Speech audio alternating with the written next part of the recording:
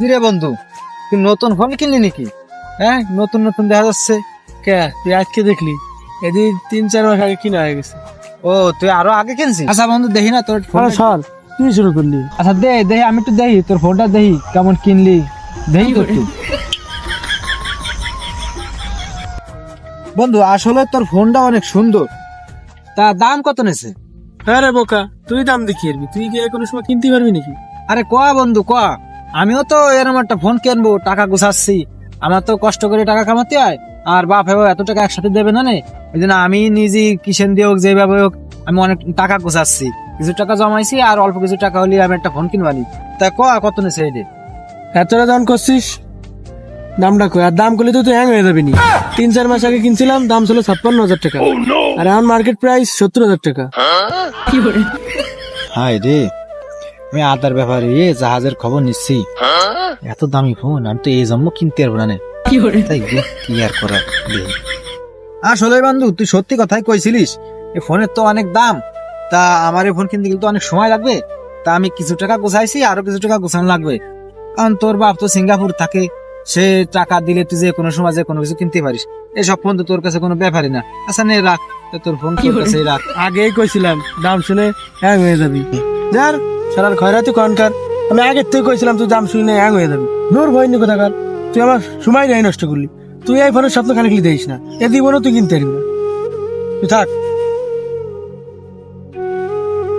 হায় রে বন্ধু, আজ গরিব বলে একটা ফোনের জন্য তুই আমাকে অপমান করলি।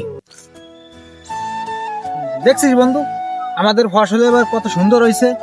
কি সুন্দর ফসল, দেখ, শস্য কলই, কি সুন্দর ফসল হয়েছে। আরে বন্ধু, তাই তো দেখতেছি। আর আমার তো দেখ অবস্থা, মানে শস্যর অবস্থা যেমন, কলার অবস্থা তেমন, বুঝছিস? যাই হোক বন্ধু, তোর যেটা বলবো, তুই কালকে যাচ্ছিস তামিমের বোনের বিয়েতে? দাওয়াত তো অবশ্যই পাইছিস। না রে বন্ধু, তামিমের বোনের বিয়েতে আর যাওয়া হবে না রে। কেন, ওই জায়গা গেলি তো, বা কোনো দাওয়াতে অনুষ্ঠানে বিয়েতে গেলি তো দামি দামি ফোন নিয়ে যাতে হয়, ছবি টবি তুলতে হয় না। আমার তো সে দামি ফোন নাই, আমার আছে একটা বাটন, তাও শূন্য চাপ দিলে এক ওঠে, এক চাপ দিলে শূন্য ওঠে। আমি ও ফোন নিয়ে যাতে পারবো না নে।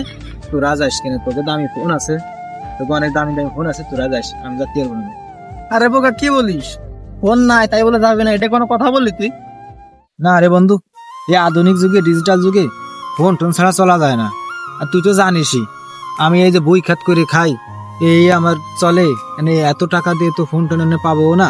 তা তোরা যাস কেন, তোকে দামি ফোন আছে, আর আমার তো ফোনই নাই, একটা বাটন ফোন। তোরা যাস, আমি যাবো না।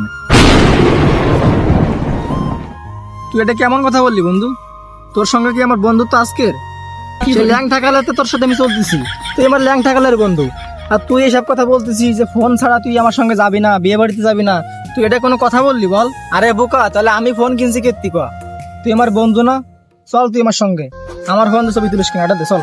আচ্ছা বন্ধু, তুই যেহেতু এত করে করছিস, তাহলে চল যাই দুজনে। ঠিক আছে চল। বোকা, মোবাইল নাই এর জন্য যাবে না, তুই এটা কোনো কথা বললি? আমাদের দৈনন্দিন জীবনের প্রত্যেকটা বন্ধুর আর্থিক অবস্থা একরকম থাকে না। বন্ধু মহলের মধ্যে কারো কারো বন্ধুর কাছে 4-5টা ফোন কিনাও বিলাসিতা, আর এমনও বন্ধু আছে তার পক্ষে একটি ফোন কিনাও দীর্ঘ বছরের স্বপ্ন। তাই বন্ধু গরিব কিংবা ধনী হোক, কখনোই কোনো বন্ধুকে ছোট করে দেখবেন না।